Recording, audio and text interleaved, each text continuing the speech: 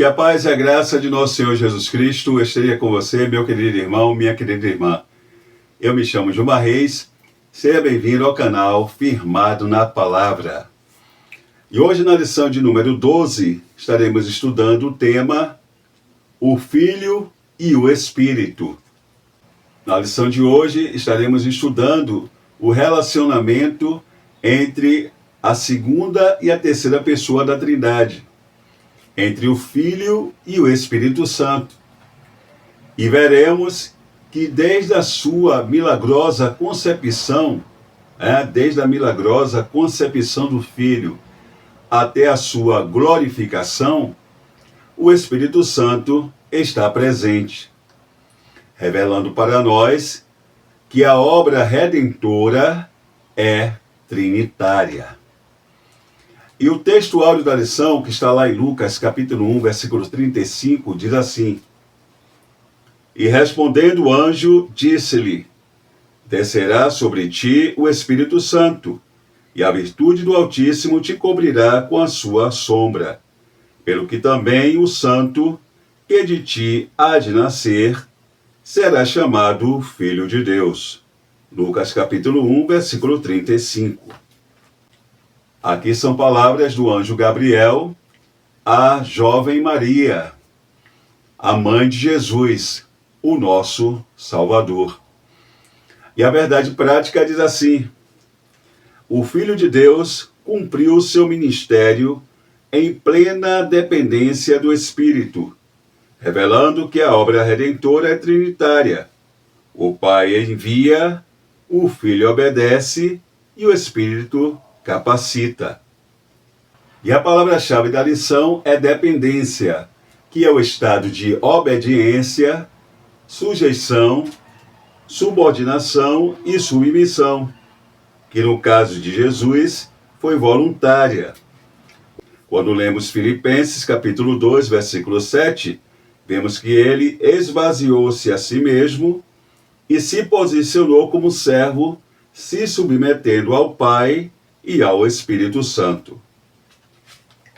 E o texto bíblico em classe está lá em Lucas capítulo 1, versos do 26 ao 38.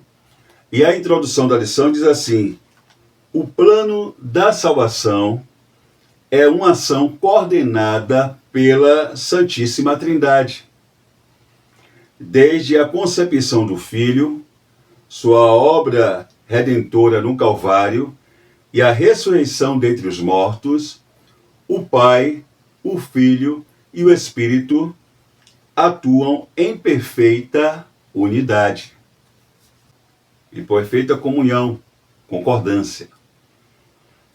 Essa lição revela como o Espírito Santo participa ativamente da encarnação, da capacitação e exaltação do Filho, e mostra a resposta esperada do crente à obra de redenção. E no tópico 1 da lição nós temos o Espírito e a concepção do Filho.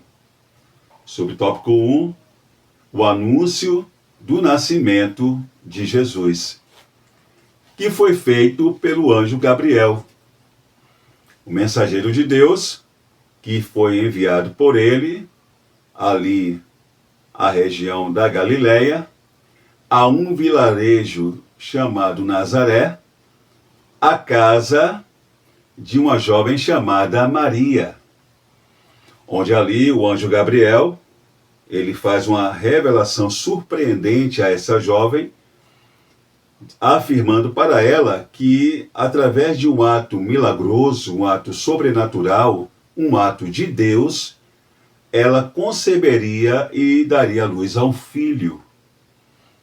Filho esse que o próprio anjo diz que ela deveria pôr o nome de Jesus, porque ele seria o salvador do seu povo. E ele também seria, na verdade, reconhecido, como filho do Altíssimo, porque quando ele diz que ele será chamado filho do Altíssimo, não é que ele passaria a ser filho de Deus depois do seu nascimento, não. Porque ali que iria encarnar, na semente preparada por Deus, no corpo preparado por Deus no ventre de Maria, era o Verbo vivo, né? Deus.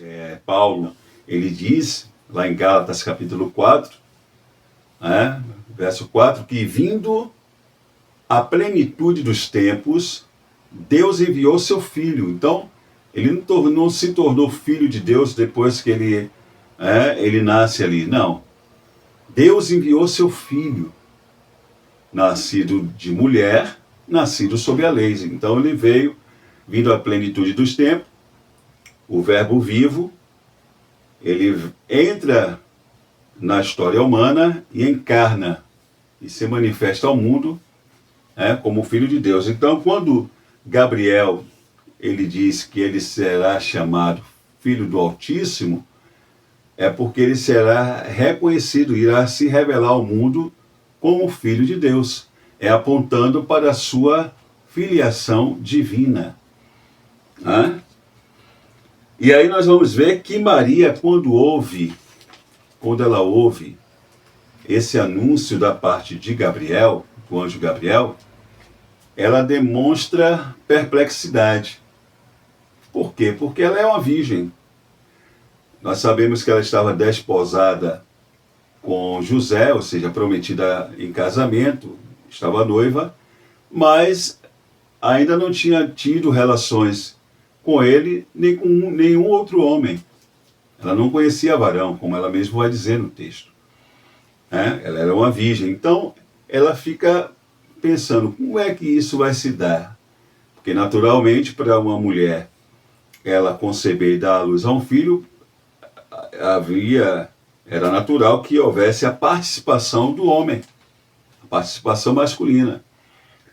E aí, sobre isso, o anjo Gabriel, ele responde, como está lá no nosso texto áudio, ele diz, e respondeu o anjo, descerá sobre ti o Espírito Santo,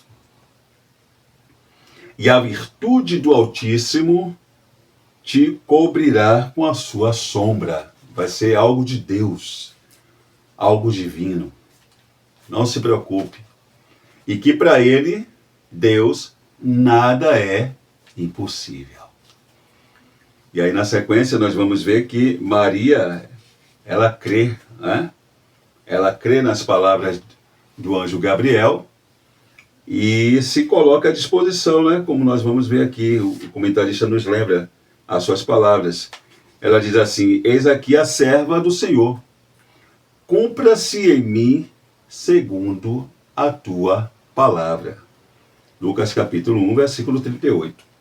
Sobre essa disposição de Maria, Leon Morris, ele destaca o seguinte, que a submissão de Maria trazia no bojo a disposição de enfrentar todos os riscos dessa obediência. Maria ainda não estava casada com José. Como ele reagiria à sua gravidez? O que sua família iria dizer? O que as pessoas comentariam? A pena para a infidelidade nesse período do noivado era apedrejamento.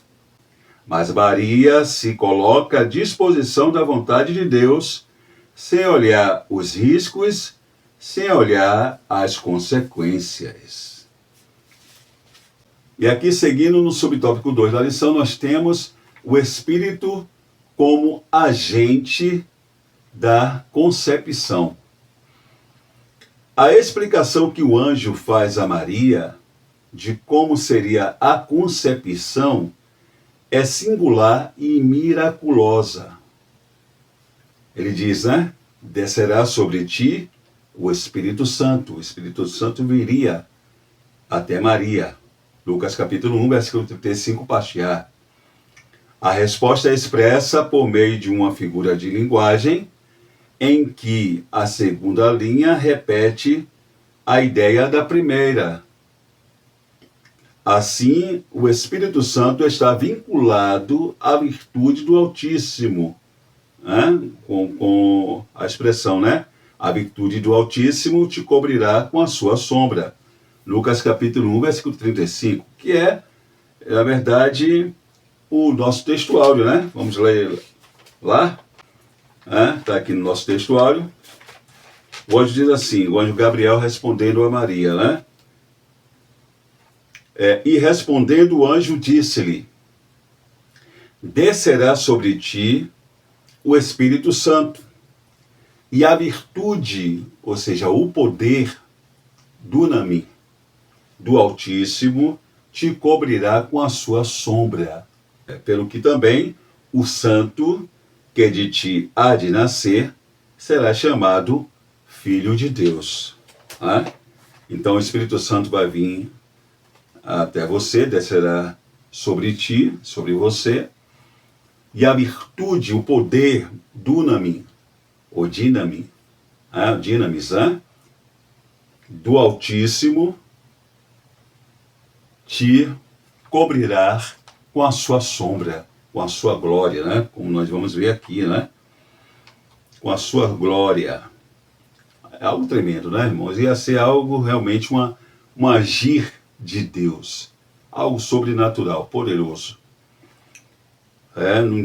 Não tem como explicar, né? Bom, como já estudado, a sombra refere-se à presença de Deus.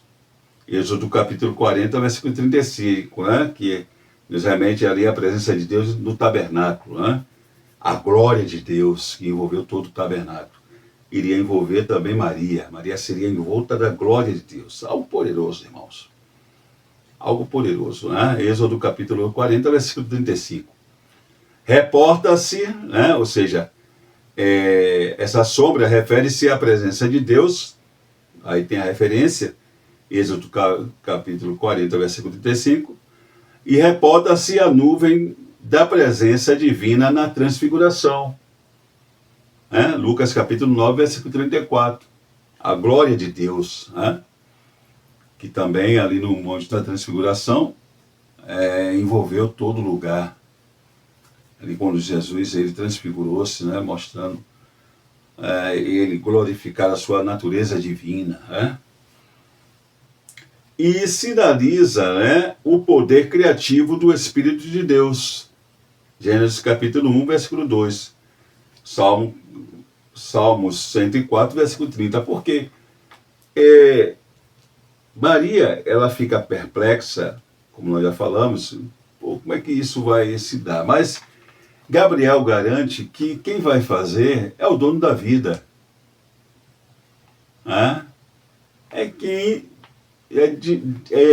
De quem procede a vida. O que pode criar do nada, ex nihilo. Então, para ele, não tem nada de impossível.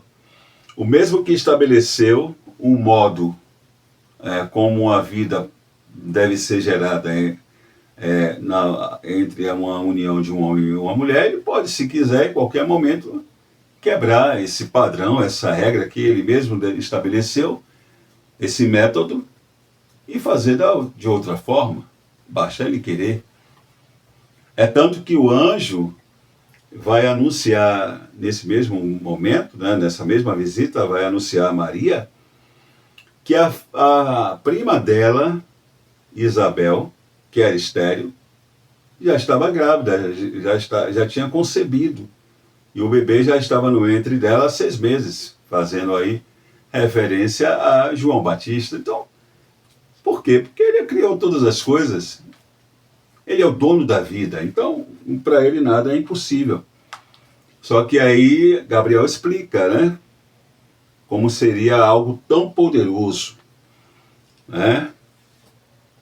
Desse modo, elucida o anjo, a concepção será obra do Espírito Santo, pelo poder do Altíssimo. E por isso será chamado Filho de Deus, aquele que seria concebido. Porque ali nós temos o Deus Trino, não é? Porque quando fala que nós temos ali o Espírito Santo, que iria descer, iria gerar ali no ventre de Maria, né? O menino Jesus, o verbo vivo, iria encarnar, na semente que já estava preparada para ele, o corpo que estava preparado para ele encarnar, e o Altíssimo, o Pai, que estava ali também presente, né? Que iria envolver com toda a sua glória, com todo o seu poder. Então a gente vê aí as três pessoas da Trindade, né? Unidas, né? Nesse propósito da concepção virginal de Jesus, o Salvador do mundo. Algo tremendo, né, irmãos? Algo tremendo. Aí por isso que o que iria ser concebido ali, a concepção era sobrenatural, era divina, e seria o Filho de Deus. Claro que Jesus, como qualquer outra criança, passou o período de gestação, 9 meses, teve todo o seu desenvolvimento ali, o feto, né? E no tempo, no passado ali os dias, né?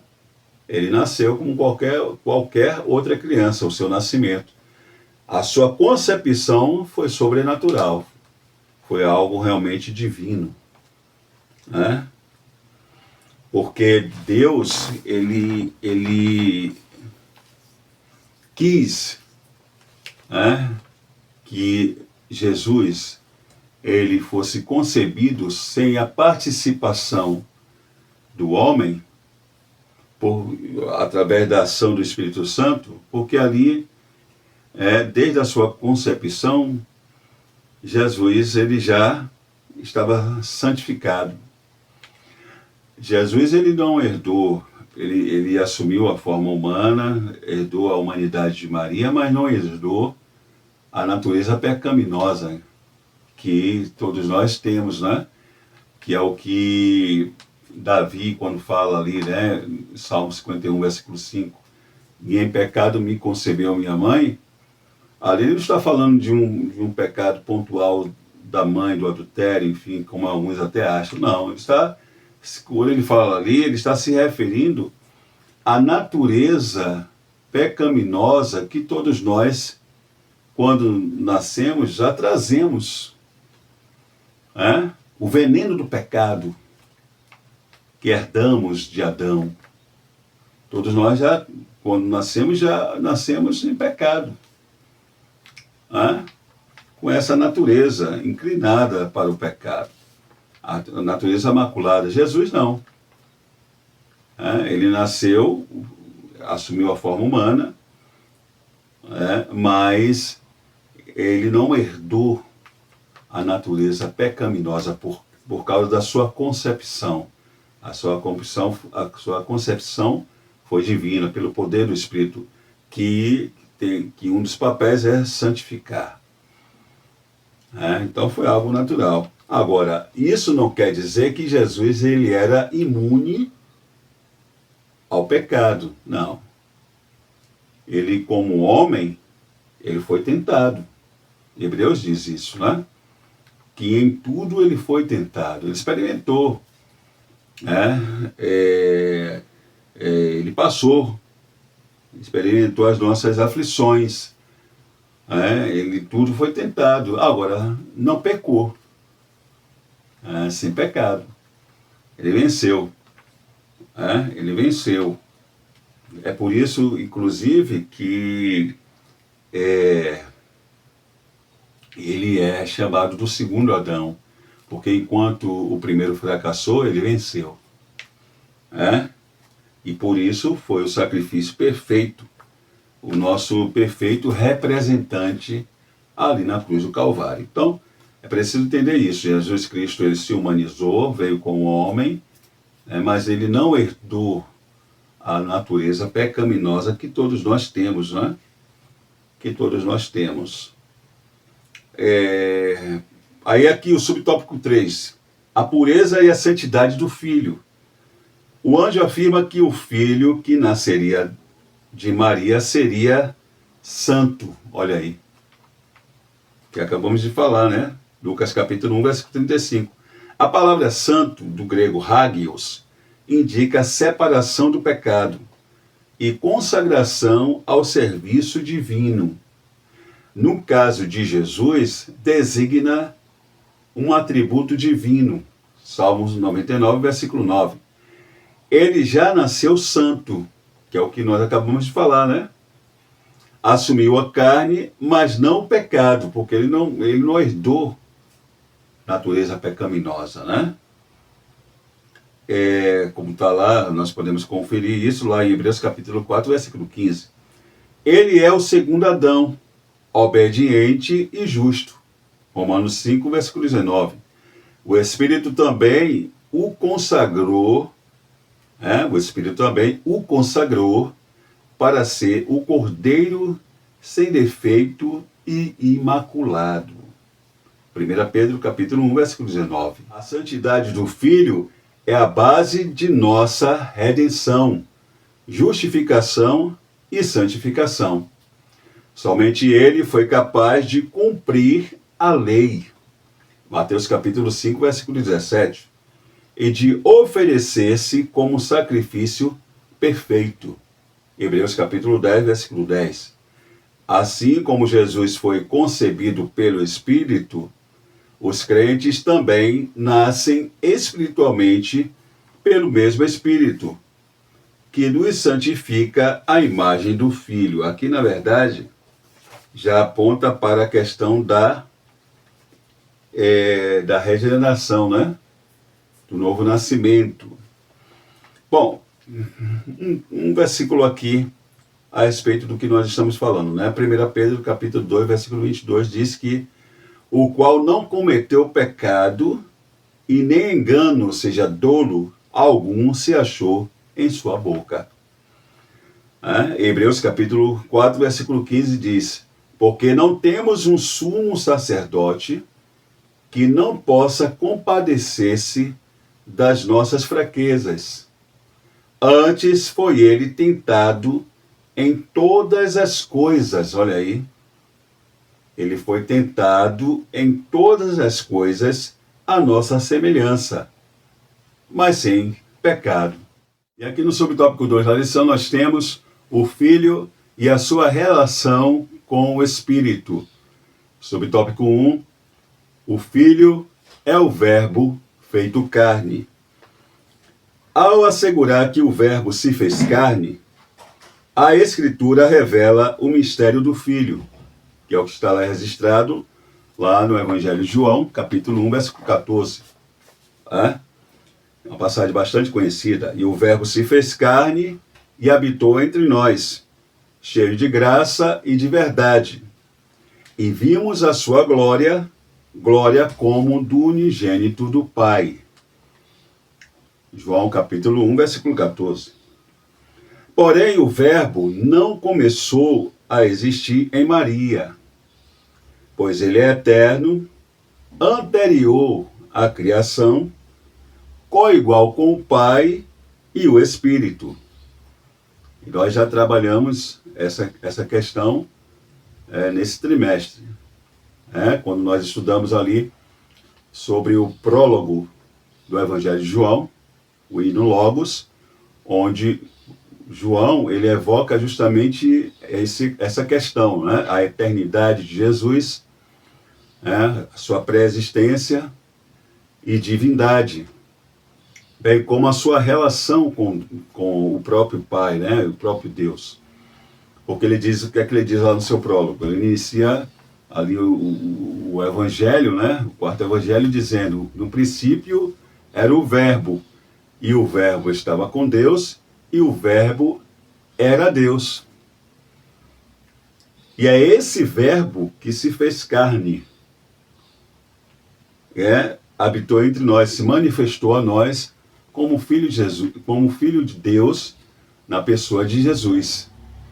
É como que ele olhasse para Jesus.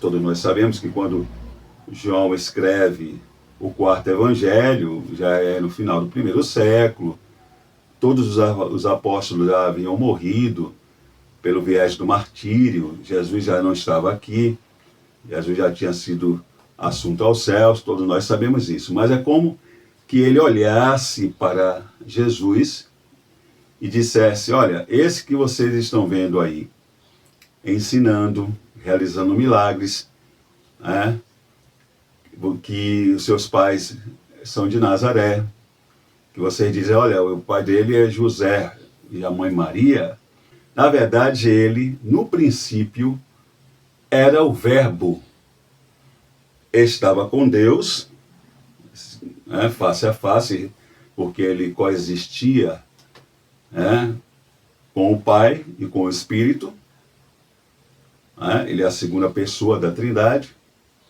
e ele é Deus. É como que ele estivesse dizendo isso. Então, ele não passou a existir quando ele nasce ali em Belém. Não. Aí é como o comentarista diz, né? A questão é que vindo, como está lá em Gálatas capítulo 4, versículo 4, vindo a plenitude dos tempos, Deus enviou, ele enviou seu Filho, ou seja, o verbo vivo, Deus, a palavra, o Logos, ele entrou na história humana. E aí encarnou e se apresentou ao mundo na pessoa de Jesus. Então, Jesus como homem, filho do homem, ele teve o início, como nós já falamos em outras oportunidades, né? Ele como homem, ele teve o início, a sua humanidade, né? A partir do momento que ele encarnou. Mas como Deus, ele é eterno, né? Isso precisa estar bem fixado na nossa mente. Ele submeteu-se, o verbo, né, quando ele encarnou, assumiu a forma humana, ele submeteu-se voluntariamente às limitações humanas. Sentiu cansaço, tristeza, angústia, tudo que nós já falamos, né? Mas manteve a sua essência divina. Porque o fato de Jesus ele encarnar, assumir a forma humana, a humanidade, né? Isso não eliminou a sua natureza divina. Ele não deixou de ser Deus, até porque Deus não tem como deixar de ser Deus, né? Deus é eterno. Aí é que está o grande mistério que há na união hipostática de Jesus. A união dessas duas naturezas, a divina e humana, que não se misturam, e uma não elimina a outra. E elas coexistiram em uma única pessoa, Jesus. Jesus, ele era 100% Deus, 100% homem. Enquanto homem, Jesus não usou plenamente seus atributos divinos. Jesus, ele não usou plenamente seus atributos divinos, por exemplo, para vencer o pecado, não. Ele venceu como homem. Ele venceu o pecado como homem. Ele tudo foi tentado, como nós já falamos, e venceu como homem. Ele venceu como homem. Tanto que a tentação, né, ali no deserto, é uma amostra disso. Porque se ele bem quisesse, ele poderia usar os seus atributos divinos, seus atributos incomunicáveis. Mas não. Ele suportou a tentação como homem. Até porque ele desde o batismo, né, desde o momento em que ele foi batizado ali no Rio Jordão, ele se identificou conosco. Bom, então enquanto homem, Jesus não usou plenamente os seus atributos divinos, exceto quando o Pai o permitia pelo Espírito, o comentarista está aqui dizendo, né? Aí ele traz algumas referências sobre isso. Lucas capítulo 4, versículo 18 e 19, João capítulo 5, versículo 19, Atos capítulo 10, versículo 38. Dessa forma, a obra foi operada pelo Espírito Santo. Mateus capítulo 1, versículo 20, Lucas capítulo 1, versículo 35. Demonstrando a perfeita harmonia entre o Filho e o Espírito na execução do plano redentor do Pai. Porque, como nós já falamos desde o início da lição, Jesus, em seu esvaziamento, aquilo que está lá em Filipenses capítulo 2, verso do 5 ao 8, a kedoses, quando ele se esvazia da sua glória, a sua humilhação começa dali.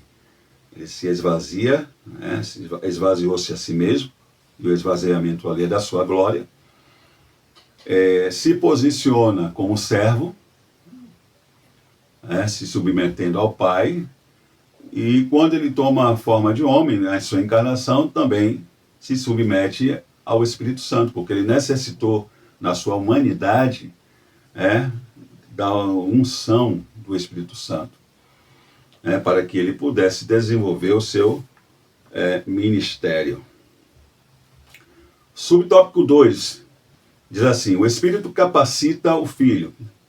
Acabamos de falar, Embora sendo Deus, em seu ministério terreno, Jesus agia como homem cheio do Espírito, na sua humanidade. Cada palavra proferida, cada milagre realizado, cada demônio expulso e cada perdão ministrado eram o resultado de uma vida conduzida pelo Espírito Santo. E nós podemos ver que o próprio Jesus, ele afirmou isso, quando um dia de sábado ele entra em uma sinagoga ali em Nazaré, como era de costume, e ele pega o rolo do livro de Isaías e abre o que é para nós hoje o capítulo 61, verso 1 e 2. E aí ele lê da seguinte forma: o Espírito do Senhor está sobre mim, pelo que me ungiu para evangelizar os pobres, enviou-me para proclamar libertação aos cativos e restauração, dar vista aos cegos, para pôr em liberdade os cativos. Lucas capítulo 4, versículo 18. É bom a gente salientar que Jesus, ele necessitou do Espírito Santo por causa da sua humanidade.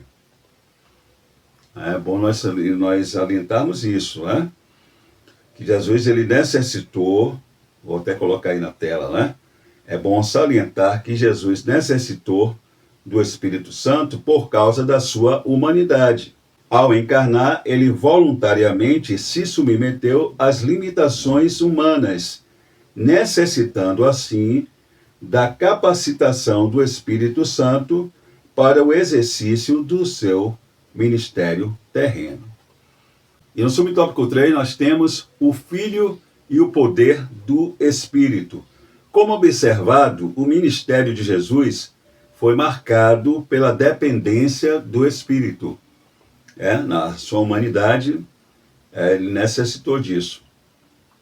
Isso não nega a sua divindade, mas exalta sua humildade na encarnação, que é aquilo que nós já tratamos em outra lição. Ele não teve por usurpação ser igual a Deus, ser Deus. Mas com base no amor e na misericórdia que ele teve por nós, ele voluntariou-se. E como voluntário a vir para sofrer em nosso lugar, ele se posicionou, ele se humilhou, porque isso foi a sua humilhação. Continuando aqui, seu batismo foi confirmado pelo Espírito e pela voz do Pai, como manifestação da Trindade. Lucas capítulo 3, versículo 22. No deserto, pelo Espírito, venceu a tentação como o novo Adão. É o que nós já falamos, Ele venceu como homem, o novo Adão. A unção do Espírito sustentou seu ministério. Seus milagres, operados em comunhão com o Espírito, revelaram o reino de Deus. Em humanidade, submeteu-se ao Pai e agiu no poder do Espírito. A entrega na cruz e a vitória sobre a morte foram realizadas em cooperação com o Espírito. Assim, mesmo sendo Deus, viveu em plena obediência ao Pai e capacitado pelo Espírito. E aqui no tópico 3 da lição nós temos a Trindade e a missão redentora.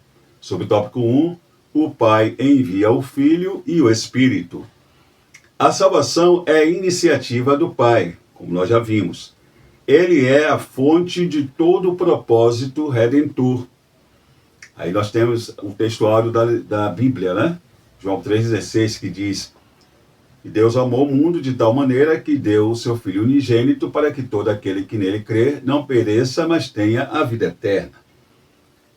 Esse aí é considerado o textuário da Bíblia. O Pai envia o Filho ao mundo não apenas como mensageiro, mas como uma oferta viva. Oferta de salvação, de redenção. O meio pelo qual o homem ele pode ser redimido dos seus pecados e ser salvo da condenação. Ser salvo da morte eterna. E no lugar da morte eterna, receber vida eterna. O Pai envia o seu Filho como oferta viva. O Filho, o Verbo eterno, assume a carne para cumprir, por isso que ele encarnou, por isso que ele tomou a forma de homem, para cumprir perfeitamente a lei, que nenhum de nós, seres humanos, poderíamos cumprir, e tomar sobre si a condenação do pecado, ou seja, ele veio como homem, como em Gálatas capítulo 4, versículo 4 diz, ele veio, nasceu sob a lei e cumpriu toda a lei. Jesus cumpriu toda a lei.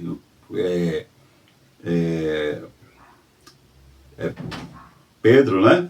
O apóstolo Pedro disse que na sua boca não se achou engano. Aquilo que nós também já sabemos, Hebreus diz que em tudo ele foi tentado, mas sem pecado. E aqui tem uma referência, né? 2 Coríntios, capítulo 5, versículo 21, que diz assim: aquele que não conheceu o pecado, o fez pecado por nós, para que nele fôssemos feitos justiça de Deus. Aleluia, E aí um ponto aqui de reflexão. Jesus não apenas pagou nossa dívida, ele nos tornou infinitamente ricos. A justificação é mais do que perdão. No perdão, nossa dívida foi totalmente paga. Na justificação, além da dívida ter sido quitada, recebemos em nossa conta um depósito de valor infinito, a justiça de Cristo. É por isso que nós fomos justificados. Nós somos justos, considerados justos aos olhos de Deus, mediante Jesus. A justiça de Jesus foi creditada em nós. Ele se fez maldito por nós. Bom, na continuação aqui, o Espírito, por sua vez, não é agente passivo, mas ativo desde o princípio. Por quê? Porque é ele que concebe o Filho no ventre de Maria, como nós vimos, acompanha-o, após o seu nascimento, acompanha-o em cada passo de seu ministério, capacitando-o, como nós já vimos aqui, e aplica, hoje, ele aplica os méritos da redenção nos corações dos crentes, ou seja, nos corações daqueles que creem. Porque quem é que convence o mundo do pecado, justiça e juízo? O Espírito Santo. Ele que convence. E aqui, diga-se, só para a gente lembrar, nós apenas somos mensageiros, os instrumentos para propagar a mensagem. Pregamos o Evangelho com fidelidade, o Evangelho que tem Cristo como centro, mas quem faz é o Espírito Santo. E aí é por isso que nós precisamos, até para realizar esse serviço, nós como igreja, precisamos da capacitação dele. Porque sem a unção, sem a capacitação, a razão pelo qual Jesus já tinha dado a instrução aos seus discípulos, eles já haviam recebido instrução, os 11 ali, quando Jesus aparece, haviam recebido o Espírito Santo, Jesus soprou o Espírito Santo sobre eles, eles haviam sido regenerados, mas ainda precisavam ser capacitados para pregar. Por quê? A gente não vai entrar em detalhe aqui, a gente sabe que quando nós pregamos o Evangelho, o genuíno Evangelho, nós entramos em uma batalha espiritual muito grande, Então, nós só conseguiremos vencer pelo poder do Espírito. Se pregarmos ali no poder, na ousadia, na intrepidez que é nos dada pelo Espírito Santo de Deus. Nós não fazemos nada, nós somos vasos de barros. Não é nosso intelecto, não é nada disso, é o Espírito Santo que faz. Bom, agora voltando aqui, Essa cooperação revela, essa cooperação entre o Filho e o Espírito Santo, com a participação do Pai, revela a atuação da Trindade no plano da salvação. Por quê? Porque o Pai, ele decreta e envia, o Filho vem, executa e o Espírito Santo aplica. A redenção é, portanto, uma expressão do amor trinitário em missão, ou seja, do amor de Deus. Do amor de Deus. Subtópico 2. O Espírito revela e exalta o Filho. João explica que a missão do Espírito não é atrair atenção para si, mas revelar e exaltar o Filho. Jesus Cristo afirmou: Ele me glorificará, porque há de receber do que é meu, e vulo há de anunciar. É uma das missões do Espírito Santo, Esclarece-se que o Espírito não busca glória própria, mas dá testemunho do Filho. A direção do Espírito está, portanto, ligada principalmente à revelação do mistério da salvação, do Cristo crucificado e ressuscitado, que um dia voltará para buscar sua igreja. Porque eles trabalham em um único propósito, que é a redenção, que é a salvação, que é remir a humanidade dos seus pecados. Então, eles trabalham em concordância, O Espírito Santo, o papel dele é justamente exaltar a Cristo. Porque, na verdade, o Pai e o Espírito, eles trabalham em cooperação para que Cristo ele seja exaltado, ele seja propagado. Porque ele é o meio, É o Filho que é o meio por onde o homem pode receber a salvação. Jesus Cristo não é o único caminho que leva o homem a Deus. Ele mesmo disse, eu sou o caminho, a verdade e a vida. Ninguém vem ao Pai senão por mim. Então, o Espírito Santo e o Pai, eles cooperam, E hoje mais o Espírito, porque é ele que vem, como já foi falado, aplicando, convencendo o mundo do pecado, da justiça e do juízo. É ele que vem, no momento em que o homem que é iluminado por ele, recebe essa dádiva da salvação, é ele que gera no homem uma nova natureza, né? Faz com que o homem passe por um novo nascimento.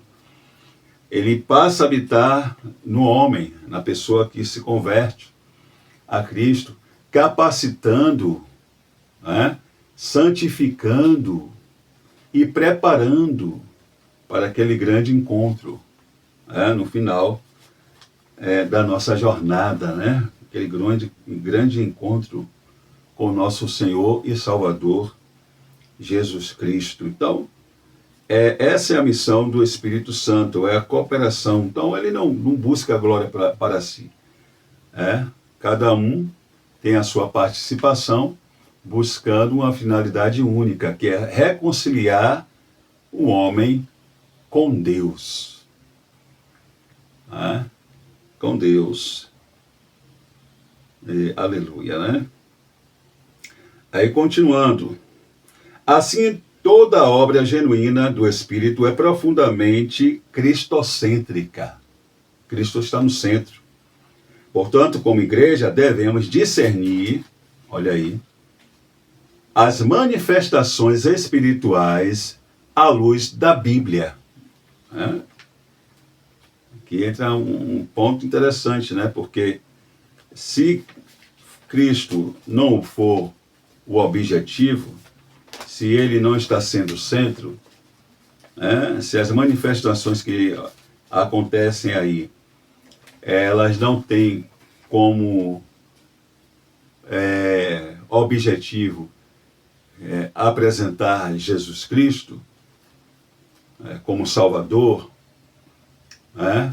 como Filho de Deus, como aquele que veio como um cordeiro para tirar o pecado do mundo, como aquele que pode nos salvar, como aquele que pode nos purificar dos nossos pecados, se não for se não é esse o objetivo, aí não é o Espírito Santo de Deus que está trabalhando, né? Porque ele coopera nesse sentido, em exaltar Cristo. Então, se é Cristo que está sendo exaltado,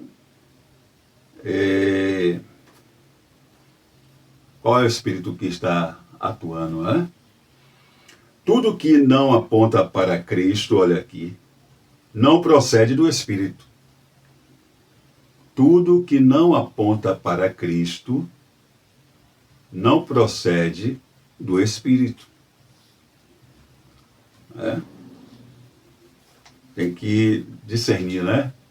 Se não é ele que está sendo o centro, aí tem que discernir. Cristo é o centro da obra do Espírito. Aqui o comentarista é o pastor Douglas, né? Batista foi muito cirúrgico, né? Foi muito cirúrgico. Subtópico 3 da lição. A fé e a submissão do crente. A fé e a submissão do crente. O plano da redenção, embora concebido e executado pela Trindade, requer uma resposta humana. Nós até já tratamos sobre isso, né? Falamos sobre a graça preveniente, que a graça de Deus é uma só, né? Mas ela atua de forma preventiva na vida do homem, no momento que ele ouve o Evangelho, possibilitando a ele a dar uma resposta, né? Ora, a graça ela é irresistível, né? Depois de ser iluminado, convencido pelo Espírito Santo do seu estado, ele pode dizer eu quero ou não receber essa dádiva, né? Da salvação. Ele tem esse direito. A graça de Deus possibilita que ele, através do seu livre-arbítrio, aceite ou não. Não é nada imposto. Não somos agentes da redenção. Não somos agentes da redenção, mas somos seus recipientes e participantes. 2 Coríntios, capítulo 5, versículo 18. Maria, ao ouvir a mensagem do anjo sobre a concepção milagrosa, mesmo sem entender plenamente, submeteu-se com fé. Porque essa é a questão, submeter-se. Sua resposta é um exemplo profundo da postura que todo crente deve assumir diante da obra trinitária. Isso é confiar com humildade e entrega total. Assim como o Filho se submeteu ao Pai, e foi ungido pelo Espírito, também o crente é chamado a se colocar nas mãos de Deus, crendo que Ele é poderoso para fazer o impossível. Aleluia. A resposta que Ele espera de nós é fé, arrependimento e obediência. A resposta que Ele espera de nós é essa: fé, arrependimento e obediência. Fé, ou seja, na obra expiatória de Jesus Cristo. Crer, arrependendo-se dos nossos pecados,